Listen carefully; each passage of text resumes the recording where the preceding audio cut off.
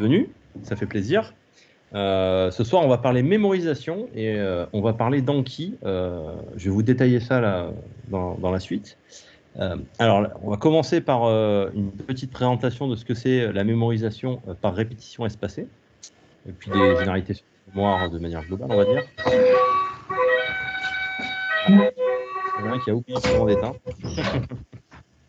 On verra ensuite les logiciels qui sont dédiés à la répétition espacée, et notamment Anki. Et on va terminer par un petit focus sur Anki parce que, voilà, moi, c'est celui que j'ai le plus utilisé, celui sur lequel j'ai l'habitude de fonctionner. Mais on en verra quelques autres auparavant, ne serait-ce que pour l'historique. Alors, pour commencer, c'est pour ça que je parlais d'un talk tout public. Je pense que pour tout le monde, le mémoriser, c'est un besoin essentiel dans la vie de tous les jours. Alors, ça peut être pour des trucs classiques du type apprentissage d'une langue, que ce soit le vocabulaire, la prononciation, les alphabets. Typiquement, je pense que l'ami Francis, là-dessus, pourra valider que le cyrillique, ça ne doit pas s'apprendre en 2 jours. Donc, voilà, c'est le genre de besoin qu'on peut avoir. Et on va dire à des périodes plus spécifiques de notre vie, je dirais que les examens, alors pour les études, mais aussi pour nous, là, en tant que développeurs ou autres, pour les certifications, voilà, le besoin en fait de retenir des informations comme ça sur une durée un peu longue, si on essaye d'éviter un peu le bachotage, c'est un besoin qu'on a. Donc le problème qu'il y a souvent, c'est que c'est décourageant, parce qu'on se rend compte que très rapidement, surtout quand on bachote, quand on ne pratique pas, on perd en fait tout ce qu'on a appris. Donc c'est vrai que c'est assez décourageant quand c'est des choses qu'on veut apprendre sur un terme un peu plus long, de se dire que si pendant 2 semaines, on n'a pas le temps de s'y mettre, on perd tout, quoi. Donc voilà, c'est quand même assez gênant. Et on va voir un peu ensemble, mais pourquoi est-ce qu'on oublie tout? Alors pour ça, on va revenir un petit peu en arrière, on va faire un peu d'histoire, et on va parler de cet homme à la barbe foisonnante aussi, puisqu'on est dans le thème barbe, un certain docteur Hermann Ebbinghaus, donc allemand, qui en 1885 a théorisé la nature exponentielle de l'oubli. Alors c'est un gros mot, tout ça pour dire que en gros, quand on essaie de mémoriser quelque chose, si on ne le sollicite pas plus que ça, que juste on essaye d'apprendre et qu'on essaye de voir un peu plus tard si on a retenu, en fait la perte d'informations est extrêmement rapide dès le début. Et après, elle a tendance à atteindre un plateau. Et donc, ce qu'il a fait, il a mis ça en évidence en fait en essayant de retenir des mots qui n'avaient pas de sens, des trigrammes de 3 lettres du type, je sais pas, ZTF, AFD, etc. Alors il a mémorisé un certain nombre de mots comme ça, et après à intervalles réguliers, il a checké combien de mots il arrivait à retenir. Et donc de ça, il a tiré ce qu'on appelle une courbe de l'oubli. Et donc ce qu'on voit, c'est qu'effectivement, en ne serait-ce que 24 heures, on a déjà oublié plus de la moitié de ce qu'on a appris. Et ça a tendance après à descendre. Et en gros, en un mois, on a oublié 80% des informations.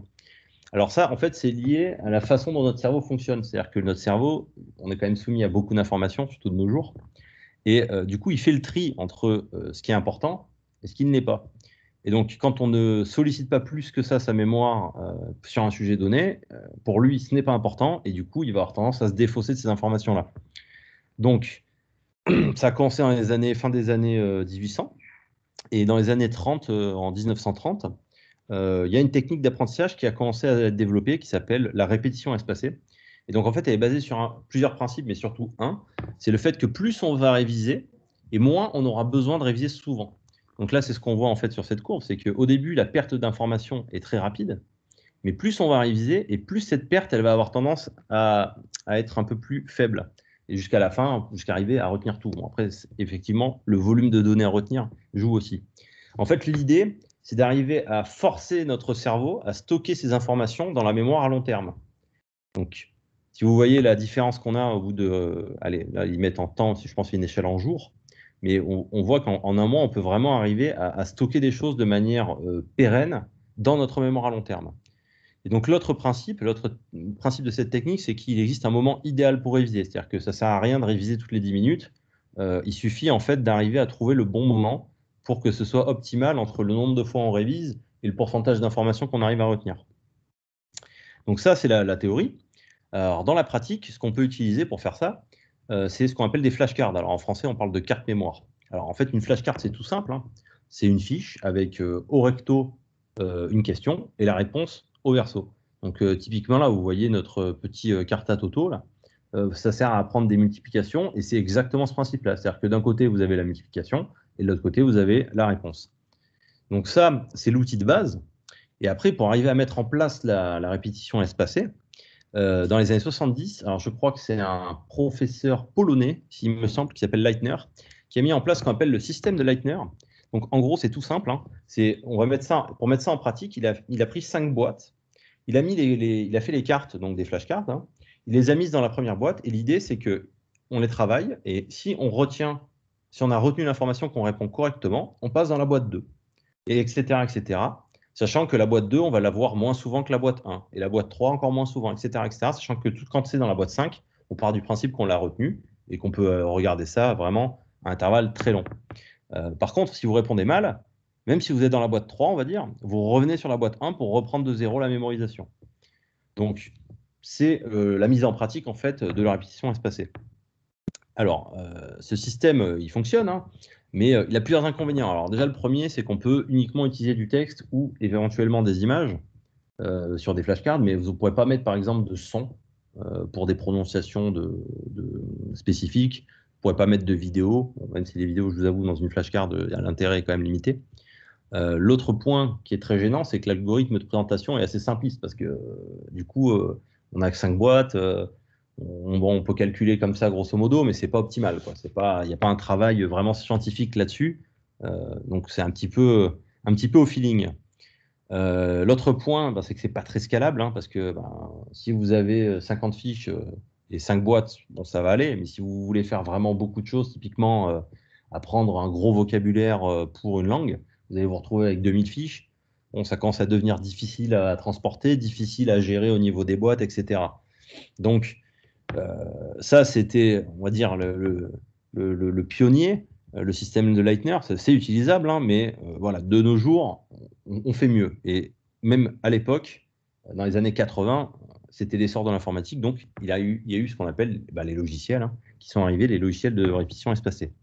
Donc, on parle de système SRS, hein, pour Space Repetition System en anglais. Et le précurseur, le pionnier là-dessus, c'est un logiciel qui s'appelle SuperMemo, donc qui date des années 80 en Pologne, je crois 86. Alors, qui est propriétaire, hein, on n'a pas accès au code, hein, il faut payer, alors je ne sais plus, je crois que c'est une trentaine d'euros, quelque chose comme ça, pour les versions récentes.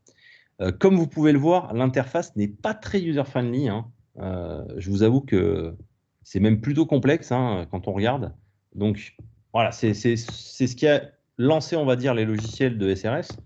Mais en fait, le plus gros apport de ce logiciel, c'est surtout ses algorithmes.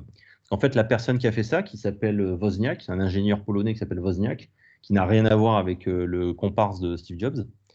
Et cet homme, en fait, il a publié ses algorithmes. Donc, en fait, on parle d'algorithmes SuperMemo pour les algorithmes qui calculent les intervalles auxquels on va vous présenter les cartes. Donc, il y a eu une version 1, une version 2, etc. Je crois que la version actuelle, c'est la version 11.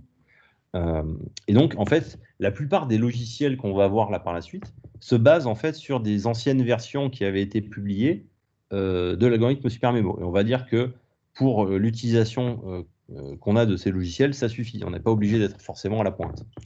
Donc, le premier dont je vais vous parler, c'est Mnemosine, qui date de 2006, qui est basé sur la version 2 de cet algorithme SuperMemo, qui est gratuit et open source. Alors, il n'est pas dispo sur iOS. Donc là, vous pouvez voir, on retrouve en fait le système de cartes avec un recto et un verso. Et vous pouvez voir un principe qui est le principe de noter sa réponse. Parce qu'en fait, là, dans ce cas précis, bon, c'est assez simple, hein, c'est Mona Lisa ou c'est pas Mona Lisa. Mais vous allez avoir des cas où votre réponse, elle va être correcte, mais pas forcément correcte à 100%. Ou alors, vous allez vraiment avoir un petit peu de mal à ce que ça vienne. Il va falloir peut-être 10-15 secondes de réflexion. Donc, la réponse peut être correcte, mais c'est difficile. Donc là, il y a un système en fait où, en gros, on va s'auto-noter notre réponse. Et en fait, en fonction de cette note, l'algorithme va calculer quand est-ce qu'il faut vous représenter la carte. Alors la petite chose intéressante avec Mnemosine, c'est que les données en fait récoltées anonymement, hein, par sur les utilisateurs sont utilisées pour la recherche sur la mémoire. Alors moi, je vais vous parler plus spécifiquement d'Anki. Alors Anki, c'est pareil, ça date de 2006, c'est basé sur le même algorithme que Mnemosine. C'est gratuit avec une licence HGPL et vous pouvez aller voir les sources sur GitHub, hein. C'est dispo sur pas mal de plateformes, c'est dispo sur iOS, mais dans ce cas-là, ce n'est pas gratuit et les sources ne sont pas disponibles. Alors, ça coûte assez cher, hein, 25 € quand même, hein, l'application sur iOS. Mais en fait, ce qu'il faut voir, hein, j'ai mis un troll, mais en fait, il faut remercier les utilisateurs iOS parce que c'est grâce à eux que les versions des autres plateformes sont développées. Donc, on les remercie de leur participation pécuniaire à ce logiciel. Après, vous avez bien d'autres logiciels encore, hein, Memrise, Meozalingua, quelque chose de assez connu, je pense qu'il y avait des pubs à la télé pour ça, c'est Duolingo, avec la chouette, qui faisait de l'apprentissage de langue. Voilà, c'est basé pareil sur le même principe, c'est vraiment exactement la même chose et vous avez une pelletée de logiciels sur ce créneau assez importante. Donc, moi, je vais faire un focus sur Anki parce que c'est celui que j'utilise, mais je ne suis pas le seul à l'utiliser, c'est un des logiciels avec la plus grosse communauté. Et on va détailler un petit peu qu'est-ce qu'il propose. Alors, avant de rentrer dans le vif du sujet, on va juste aborder le vocabulaire. Donc, quand vous lancez votre logiciel Anki, alors là sur Mac, hein, vous avez une fenêtre. Et donc, on va vous parler de decks ou de paquets en français. Alors, les decks, ce sont des groupes de cartes, de fiches qui vont porter sur un sujet similaire. Alors, vous n'êtes pas obligé de faire des paquets différents, mais on va dire que quand vous allez avoir envie de travailler sur différents sujets, typiquement, vous voyez là, moi j'avais un paquet pour MongoDB, un paquet sur développement plus JS, etc. Vous n'avez pas forcément envie d'avoir toutes les cartes en même temps parce que là, vous n'allez pas pouvoir forcément contrôler ce qui va vous être présenté. Alors que là, en découpant sur des decks différents, vous pouvez voilà, dire je veux voir tel sujet en priorité. Après, vous avez deux types de cartes. Vous pouvez voir qu'il y a des cartes dues et des cartes inédites. Alors, une carte inédite, c'est une carte que vous avez créée, une fiche que vous avez créée, mais que vous avez qui vous a jamais été présentée. Et vous avez les cartes dues, ça c'est des cartes que vous avez déjà vues, mais que vous devez voir aujourd'hui, d'après l'algorithme. Donc ça peut être parce que vous deviez le voir aujourd'hui pile, ou parce que vous deviez le voir avant-hier. Donc l'idée, en fait, c'est que les cartes dues, si vous n'allez pas lancer votre Anki pendant 2 semaines, ben, ça va s'amonceler assez rapidement si vous avez beaucoup de cartes. Donc les cartes en elles-mêmes, qu'est-ce qu'elles présentent? Elles vous présentent, ben, comme on a vu pour Mnemosine, un recto et un verso. Ce verso, et le recto aussi d'ailleurs, peuvent contenir du contenu multimédia, ça peut être des images, ça peut être des sons, comme dit, je prends même des vidéos, mais bon, l'utilité est assez limitée. Vous avez la possibilité en fait de gérer aussi des champs personnalisés. Donc là, vous avez les champs de base, c'est recto et verso, mais vous pourriez rajouter un champ. Moi, j'ai rajouté par exemple dans mon truc, dans mon dernier paquet, un champ code. Et dedans, en fait, je colle les morceaux de code et du coup, je peux le styler de manière spécifique pour que ça ressemble à du code et que ce soit plus agréable à lire. Du coup, vous pouvez créer des templates de cartes, vous pouvez faire pas mal de choses, c'est assez poussé. La documentation sur le sujet est aussi pas mal, donc là-dessus, c'est assez complet. Vous pouvez voir aussi qu'en bas, vous avez un espace marqueur en français, donc c'est des tags en fait, hein. Vous pouvez taguer en fait vos cartes pour derrière pouvoir retrouver en fait les cartes sur un thème particulier. Donc ça, c'est plutôt sympathique. Quand ça fonctionne en pratique, écoutez, comme si vous aviez une fiche en carton dans la main, on vous affiche la question, la partie qui était marquée recto. Vous appuyez sur espace ou sur le bouton montrer la réponse et on vous affiche la réponse. Donc là, après, c'est à vous, avec, on va dire, il faut avoir une certaine discipline, c'est à vous de noter votre réponse. Donc typiquement, si vous n'avez pas réussi à répondre, vous allez mettre à revoir. Si votre réponse elle a été assez rapide, vous pouvez mettre facile. Et si vous êtes un peu entre les deux, vous restez à correct. Et là, vous voyez en fait que l'algorithme de calcul d'intervalle vous montre que si c'est facile, on ne vous la représente pas avant 4 jours. Donc il faut essayer d'éviter de se surnoter, sinon on ne va pas se faciliter la tâche. Donc là, par exemple, qu'est-ce qui est petit marron? Un marron, hein, on est tous d'accord. Donc ces intervalles, comme je l'ai dit, ils sont calculés d'après l'algorithme SuperMemo. Et ce qu'il faut se rendre compte, parce que là, ce que vous voyez, c'était une carte qui n'avait jamais été montrée. Mais là, je vous mets un exemple avec une carte sur un paquet Elasticsearch que j'avais fait. Vous pouvez voir qu'en bas, les intervalles commencent à être assez longs. Donc là, par exemple, cette carte, quand j'ai fait ma capture d'écran, si j'ai appuyé sur le bouton correct parce que la réponse était correcte, je ne la voyais pas avant 1 an et demi. Donc voilà, les algorithmes sont assez rapprochés au début. Vous allez commencer, ça va être 1 minute, 10 minutes, 4 jours. Ça va assez rapidement monter à 10, 15 jours, 1 mois. Et puis dès que vous avez travaillé un certain temps avec un paquet, il y a des cartes que, à partir du moment où vous les avez retenues, vous devriez être en mesure de les retenir voilà, plus d'1 année sans problème. Et je vous confirme que ça fonctionne. Donc, c'était intéressant. Là, vous pouvez voir aussi que la carte est assez volumineuse en termes de, en termes de texte. j'en parlerai. C'est pas forcément conseillé. Mais vous pouvez avoir un petit formatage, vous pouvez choisir les polices, vous pouvez coller des images. Du coup, vous pouvez vraiment faire quelque chose à votre sauce, ce qui va faciliter la mémorisation. Donc, les avantages. Alors ça, c'est les avantages, on va dire, un peu globaux qu'on a sur tous les logiciels de répétition espacée. Hein. La gestion de vos cartes est facilitée puisque vous créez vos cartes, vous pouvez faire des paquets, vous pouvez faire des tags, etc. Et surtout, vous n'avez pas à calculer, vous, les intervalles auxquels on va vous présenter ces cartes. L'autre point sympa, il y a le côté un peu gamification, j'ai envie de dire, même si ce n'est pas extrêmement poussé, mais vous avez des statistiques intégrées. Donc ça vous permet de voir un petit peu voilà, le nombre de révisions que vous avez faites, à quel point vous avez performé. Vous pouvez voir par exemple sur Anki, vous pouvez voir par tranche horaire, les tranches horaires où vous répondez le mieux ou le moins bien. Typiquement, si vous faites vos révisions à minuit, vous êtes peut-être moins performant que le matin à 9 h. Donc voilà, c'est intéressant, ça vous permet de voir les choses. Là, vous voyez, c'était un paquet, je crois que c'était sur un paquet Elasticsearch, je pense, que j'avais pas mal bossé. Donc là, vous voyez que pendant pas mal de semaines, il y a eu pas mal de révisions, hein, avec une moyenne à 28 révisions par jour quand même. Et vous avez le détail entre les nouvelles cartes. Hein. En bleu, c'est les cartes inédites. En vert clair, vous avez les cartes récentes, donc c'est les cartes qui viennent de vous être présentées, mais qui ne sont pas forcément très matures, vous n'avez pas vu beaucoup de fois. Et en vert foncé, les cartes matures. Donc là, vous voyez que les vertes foncées, on ne les voit pas forcément extrêmement souvent. Ça dépend aussi du nombre de cartes que vous avez créées. Après, sur les avantages plus spécifiques à Anki, le premier, c'est que c'est cross-platform. Donc, vous avez une application desktop, vous avez une application Android, une application iOS, on l'a vu, mais bon, elle est payante, donc ça, j'en parlerai pas forcément là tout de suite. Vous avez aussi une possibilité de sauvegarder en ligne vos decks. Donc ça, c'est extrêmement pratique, puisque l'idéal, c'est que vous puissiez, au besoin, exporter vos decks et au besoin les avoir à distance. Vous n'êtes pas chez vous, vous avez besoin de réviser parce que vous êtes chez un ami, vous n'avez pas Anki installé, vous lancez votre navigateur, vous allez sur le web, et en fait, comme votre sauvegarde elle a été faite, vous avez synchronisé vos paquets, vous les retrouvez et vous pouvez faire vos révisions. Donc comme j'ai expliqué un petit peu rapidement, j'ai abordé le sujet, on peut importer ou exporter des decks, et ça du coup, ce qui va avec, c'est qu'il y a une grosse bibliothèque de decks existants déjà. Alors, surtout pour les langues, parce que ce qu'il faut savoir, c'est qu'Anki, à la base, ça a été développé par quelqu'un qui cherchait en fait à utiliser la répétition espacée pour apprendre le japonais. D'où le nom japonisant. Je crois que ça veut dire mémoire en japonais.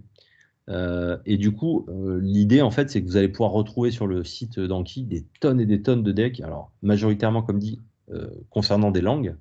Mais vous allez pouvoir retrouver voilà, les alphabets. Je pense que Francis, s'il avait besoin, il pourra aller chercher un deck sur le cyrillique, un deck sur, comment ça s'appelle, sur le vocabulaire russe, etc.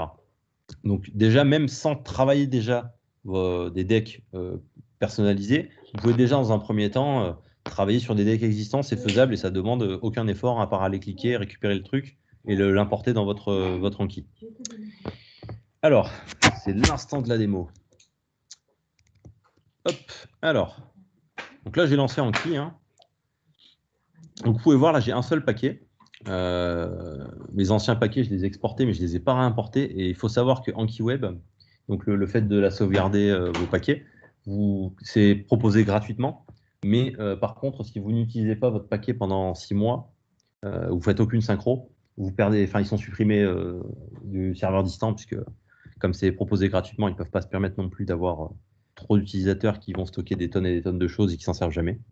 Donc là, vous pouvez voir que j'ai un paquet Kafka Definitive Guide, parce que c'est un livre que je suis en train de lire sur Kafka et que du coup, je m'en sers en fait en tant que fiche de lecture pour arriver à retenir les points qui, moi, me semblent importants. Donc si on parcourt ce que j'ai comme carte, vous pouvez voir qu'il y a un paquet Kafka, là j'ai 76 cartes, voilà, 76 cartes, on le voit. Et vous pouvez voir, j'ai créé tout ça avec un format où moi j'ai rajouté un champ spécifique code, où je colle du code dedans et où je le style du coup comme il faut pour que ça ressemble à du code et que ce soit plus sympa à lire. Et vous pouvez voir sur le côté tous les tags que j'ai créés et qui vous permettent de retrouver les cartes qui sont liées, par exemple, tout ce qui va concerner, je ne sais pas, moi, Zookeeper. Voilà, j'ai 4 cartes pour l'instant sur Zookeeper. Donc ça, c'est pour la partie, on va dire, gestion de son paquet. Donc, si vous voulez rajouter une carte, c'est tout simple, hein, vous cliquez sur Ajouter, et comme on a dit, donc là, par défaut, comme c'est mon paquet Kafka qui est là, je vais devoir me déplacer parce que sinon je vais entendre, je vais vous faire profiter du petit qui mange.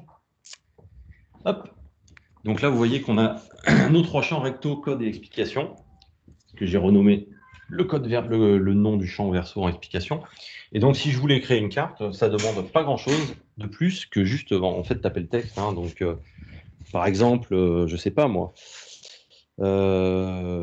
qui a la plus grosse barbe? On va la mettre barbe chez Sedona. On va pas avoir de code là pour le coup. Et puis on va mettre sûrement le colonel, Édouard Lamotte. On peut mettre un petit marqueur Sedona. Et c'est pas plus compliqué que ça. Et donc là, après, il vous propose de continuer de rajouter. Nous, on ne va pas en rajouter d'autres. Donc vous pouvez voir que là, mon paquet, j'avais 9 cartes dues. J'en ai révisé qu'une aujourd'hui pour préparer un petit peu la démo, mais je n'ai pas regardé les autres exprès. Et j'ai une nouvelle carte inédite, qui est celle que je viens de créer, du coup, et qui, normalement, il va me présenter. Donc après, pour lancer, en fait, le processus de révision, c'est tout simple. Hein, vous cliquez sur votre paquet. Il vous dit un petit peu les stats en termes de cartes. Et puis, vous pouvez lancer, vous étudiez. Donc là, en fait, il va timer le temps que vous mettez à répondre. Il va vérifier aussi le score que vous allez mettre à votre réponse. Et derrière, ça va lui permettre, lui, de calculer un degré de facilité de la carte et l'intervalle auquel vous vous présentez. Donc, alors là, c'est en direct, il n'y a aucun filet. Que se passe-t-il si un consommateur demande un message qui n'a pas encore été copié dans tous les récipient de la partition? Je crois que ça lui renvoie un message vide au lieu de lui envoyer une exception dans ce cas-là. Et Kafka renvoie un message vide ou une erreur dans ce cas. Seuls les messages qui ont été tous copiés dans la réplica sont accessibles. Donc voilà. Donc la réponse, je pense, est correcte. Hein. Facile, je n'irai peut-être pas jusque-là parce que j'aurais dû marquer que ça. J'aurais peut-être pu le mettre. On va mettre correct, 3 jours. Hop, j'aurais pas cette carte pendant 3 jours. Et vous voyez là, le nombre de cartes que je dois avoir a diminué. Voilà, donc là, après, je ne vais pas vous faire toutes les révisions quand même. Je vais pas, vous avez peut-être rien à faire de Kafka, c'est pas le sujet. Et donc, on va pouvoir continuer sur la présentation. Alors, Anki, un peu comme pour tout ce qui était mémorisation en tout début, hein, les use cases sont les mêmes. C'est-à-dire que l'apprentissage de langue, c'est excellent pour ça. Le vocabulaire, la prononciation avec des sons et les alphabets, notamment les alphabets, par exemple les kanji, les hiragana, le cyrillique, etc.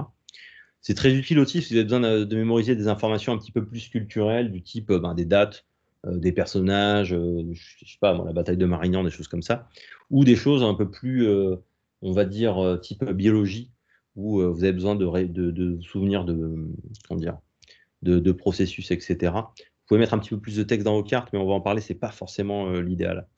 Et pour l'apprentissage technique, hein, donc ça plus dans notre cœur de métier, pour apprendre des frameworks ou des langages, c'est particulièrement utile pour la syntaxe, parce que typiquement, voilà, vous pouvez faire une carte, par exemple, je vais dire une bêtise, mais pour Git, vous voulez dire vous pouvez faire une carte, comment est-ce que j'amende un message de commit? La réponse est toute simple, hein, Git commit amend, voilà, vous le mettez, et c'est une carte rapide, précise, ça va très bien pour ça. Pour tout ce qui est commande, c'est très bien aussi.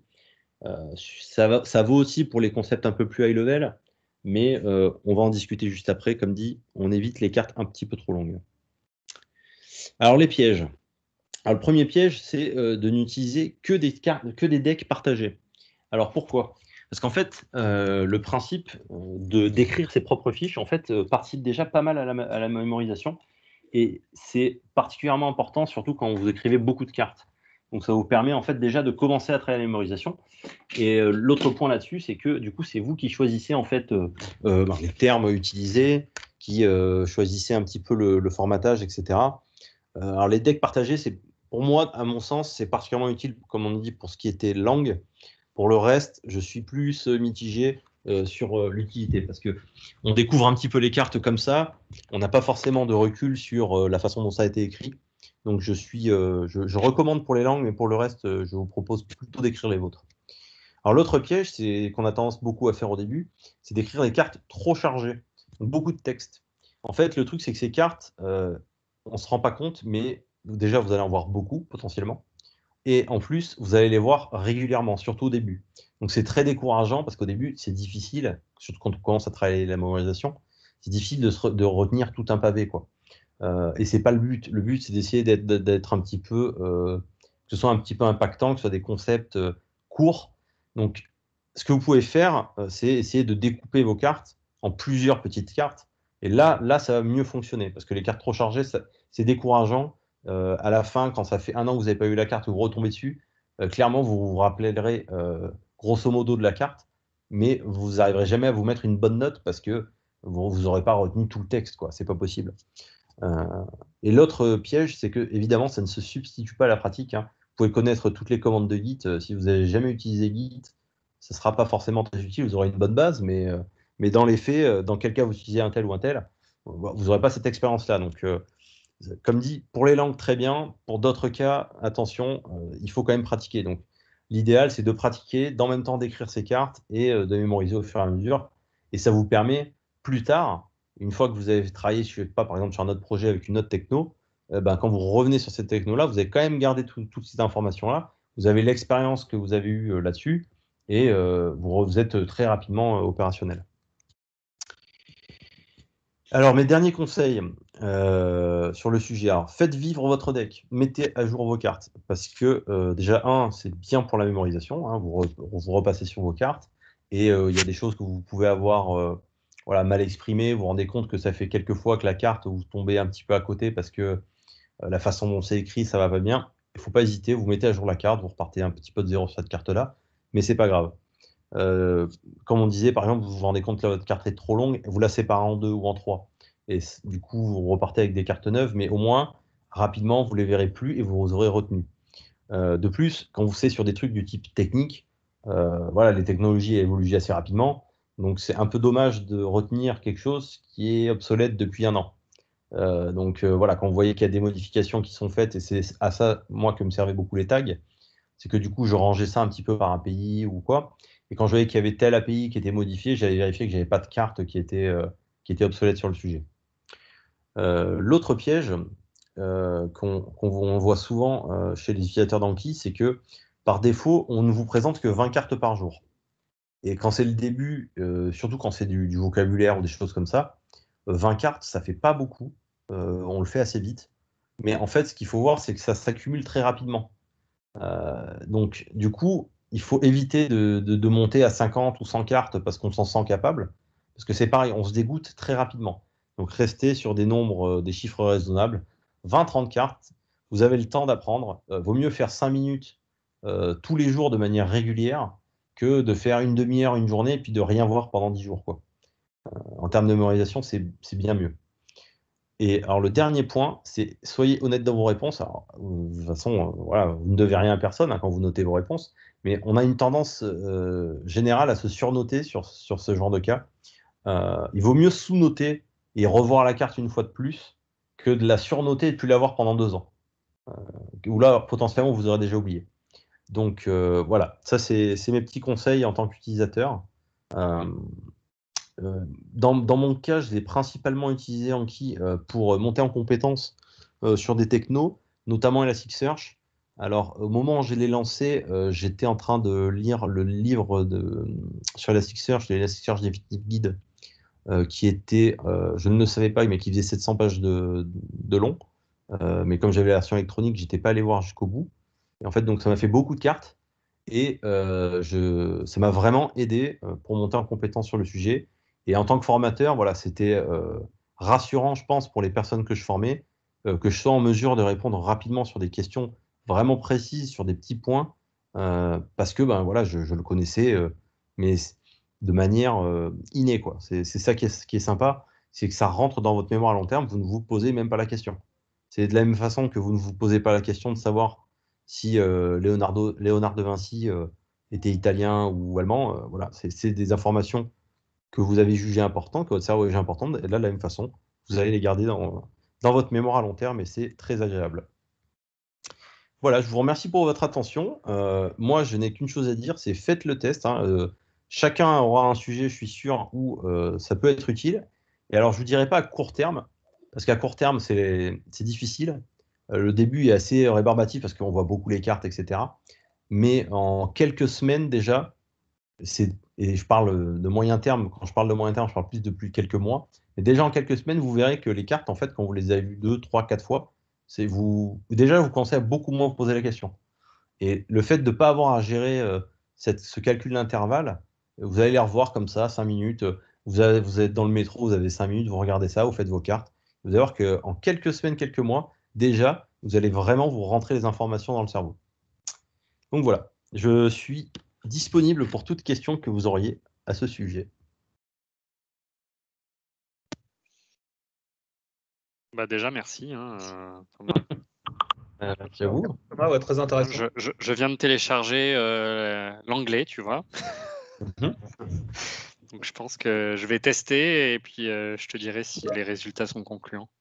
J'ai le même réflexe, Jérôme. Ouais, Voilà. moi aussi, j'ai fait football. C'est très intéressant, très intéressant. Ouais. Est-ce qu'il y a des statistiques d'évolution, de progression de la mémoire sur l'application? Alors ça, en fait, tu vas le voir quand tu vas aller dans tes... si je remonte un petit peu, tu vas le voir là, au niveau des cartes qui sont en vert foncé. Alors, il y a d'autres stats, je ne les ai pas toutes montrées. Mais en fait, tu vois en fait, au niveau de ta progression que le nombre de cartes, par exemple, que tu as... Voilà. Quand tu as ton nombre de cartes, il te montre en fait le nombre de cartes qui sont considérées matures. Donc les cartes matures, c'est des cartes que déjà, normalement, tu retiens plutôt bien. Donc là, moi, le paquet, je l'ai créé il y a peut-être 15 jours. Donc c'est difficile d'avoir des cartes vraiment matures en 15 jours. Mais tu vois, en fait, progresser la partie vert foncé au fur et à mesure. Les récentes, voilà, on me les a peut-être présentées 3, 4 fois, quelque chose comme ça. Mais une fois que tu les as vues 10 fois, en général, tu les vois plus pendant des mois, les cartes. Et par contre, tu t'en souviens. Donc ça, c'est chouette. Après, en termes de stats, on a des stats sur, j'en parlais, la charge de travail. Si on se met 50 cartes au début, on va en avoir 50 le premier jour. Le lendemain, il y a 50 inédites encore, plus celles qu'on a vues la veille. Donc en fait, ça s'accumule très rapidement. Donc c'est pour ça qu'il faut éviter de trop faire de révision, de vouloir trop faire au début, parce que vraiment, on se dégoûte plus qu'autre chose, quoi. Vous avez un petit calendrier façon GitHub, GitLab là, avec les jours où vous avez révisé. Vous avez pas mal de choses, des intervalles de cartes. Okay. Et là, déjà en 10 jours, j'ai une carte que je ne reverrai pas avant 18 jours. C'est-à-dire que je devrais retenir l'info 3 semaines.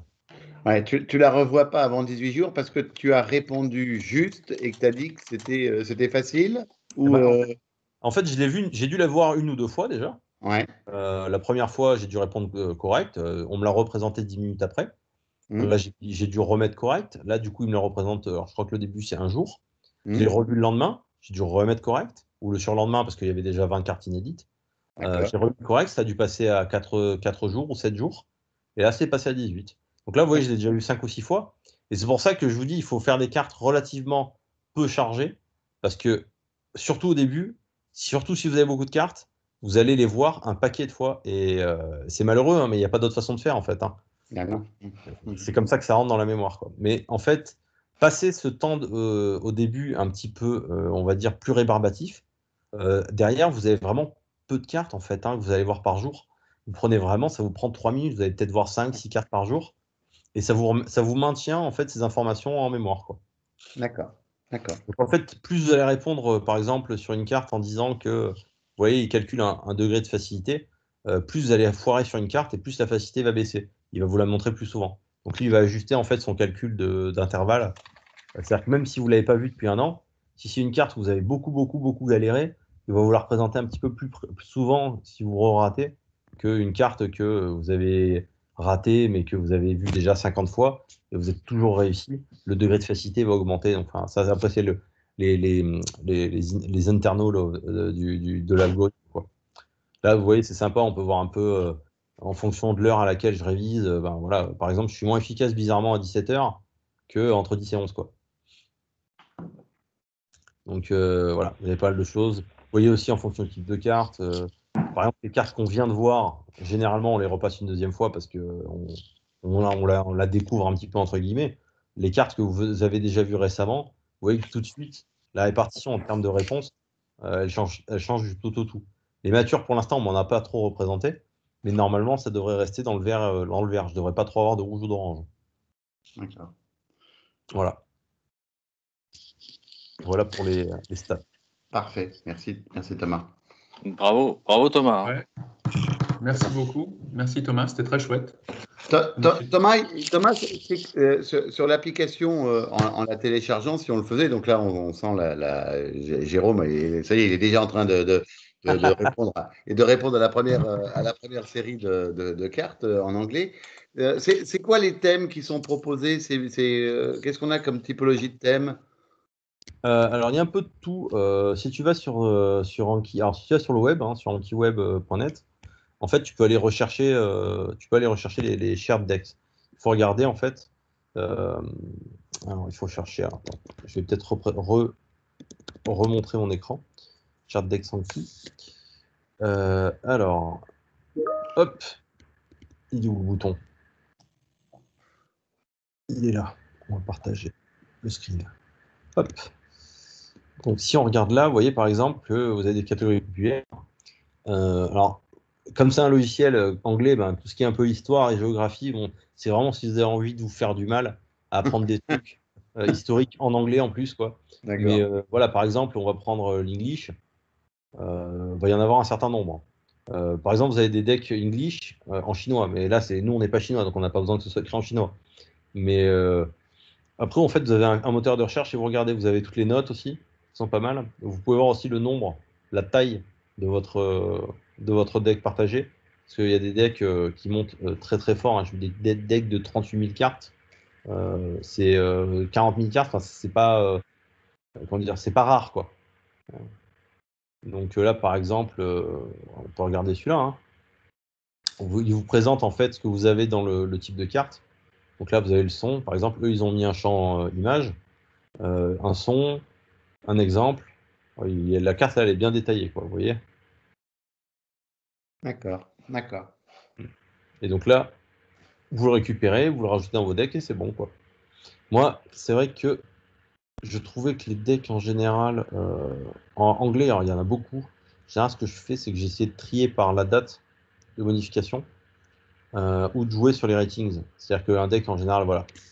Prenez celui-là, 3000 ratings, 4000 mots essentiels à connaître. C'est, je pense que vu le nombre de notes qu'il a et le nombre de pouces verts, vous pouvez y aller, quoi. Mais comme j'ai dit, j'ai pris justement. Voilà. Ouais, Je pense qu'il n'est pas trop mal fait, tu vois. Ah, c'est quoi une gazette? Gazette. Gazette. Même pour les enfants, par exemple, là, il y en a pour les verbes irréguliers, c'est toujours un calvaire pour ceux qui se souviennent. Ah oui. On était à l'école. Et tout à l'heure, alors, je ne sais pas si vous vous souvenez, quand j'ai parlé des flashcards, les multiplications, tout simplement les multiplications, les tables de multiplication, avec ça, c'est facile, hein. Alors, je pense pas qu'ils y sont en français. Ah, quoi que si, on en trouve. Tiens, on va regarder. Hop.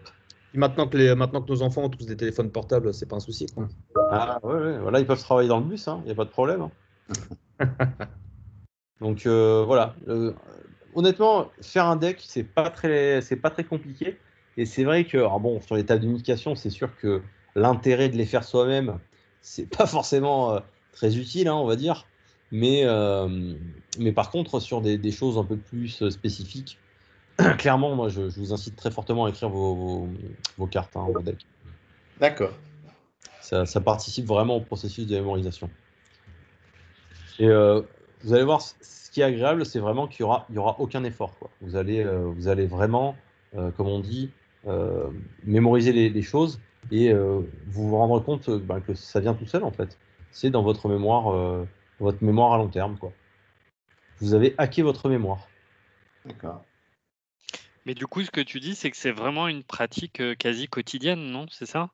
On ne Alors, peut pas dire on se le fait une fois par semaine, par exemple. alors, tu peux le faire une fois par semaine, mais ce sera un peu moins efficace. D'accord. L'idéal vraiment, c'est tous les jours 5 minutes.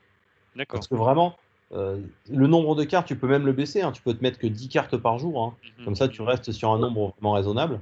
Parce que par défaut, il te présente 20, mais il n'y a rien qui t'empêche d'en mettre moins.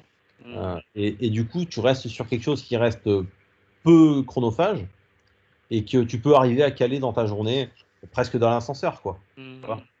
Après, alors, ce qui m'aide, alors je ne sais pas si c'est le cas pour tout le monde, mais moi, ce qui m'aide, c'est de répondre à haute voix, de verbaliser la réponse. Mais ça, après, chacun a un peu ses techniques, hein, là-dessus.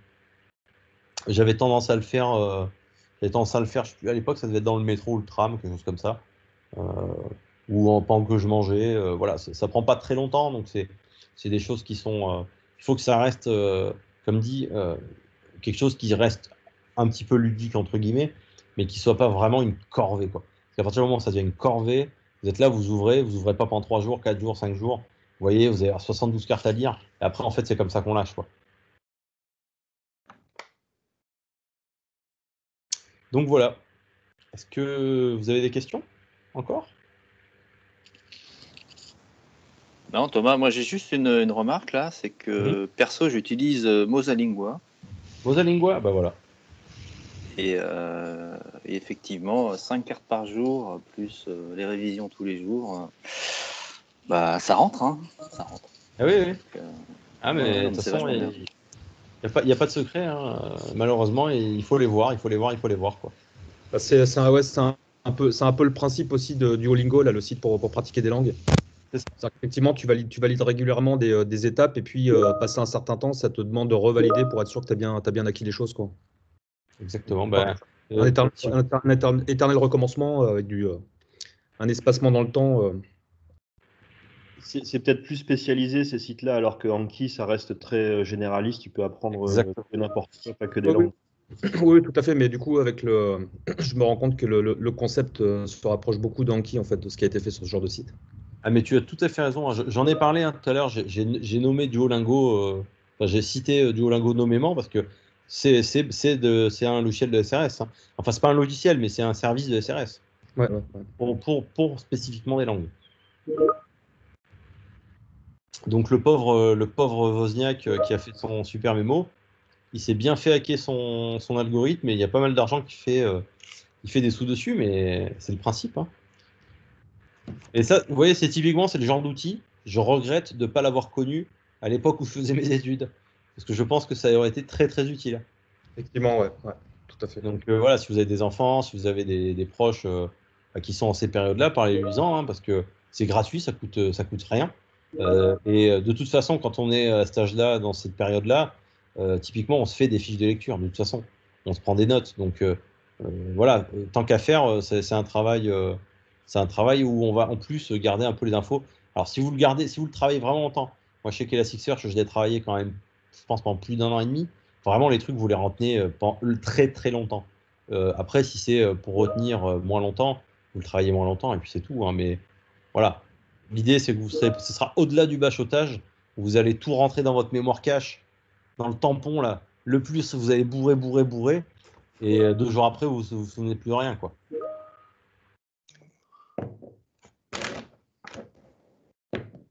Alors, je regarde un peu dans ceux qui ne s'expriment pas. Thomas, tiens. Oui. Hello. Hello. Ouais,